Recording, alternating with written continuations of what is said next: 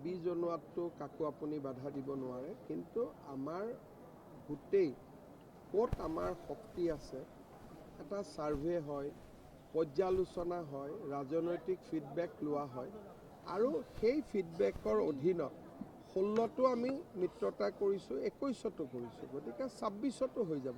অসম গণ পৰিষদৰ কেন্দ্ৰীয় নেতৃবৰ্গই কৈছে যে এইবাৰ বন্ধুত্বভাৱে নহয়, মিত্ৰজোঁটত যদি মিত্ৰজোঁটত খেলোঁ তেতিয়াহ'লে আমিও ভাল পাওঁ, কিন্তু যিবিলাক ছিটত দুইটা দলেই এৰি দিব নোৱাৰে তাততো ফ্ৰেণ্ডলি কৰিবই লাগিব।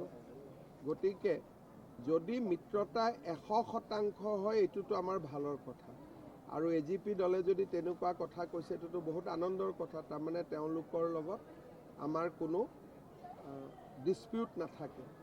কিন্তু যদি ডিছপিউট থাকে তেতিয়াহ'লে BJPয়ে বন্ধুত্বপূৰ্ণ প্ৰতিদ্বন্দ্বিতা কৰাটো BJPৰ ফালৰ পৰা কোনো আপত্তি নাই।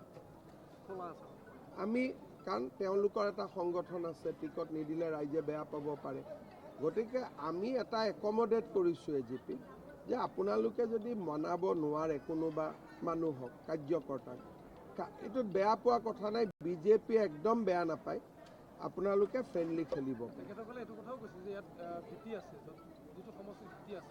মই সেইটোকে ক'লোঁ যে তেওঁলোকে ক'ব ভেটি আছে, আমি ক'ম ভেটি নাই। যদি দুইটা দলে নিমিলে তেতিয়া কি হ'ব?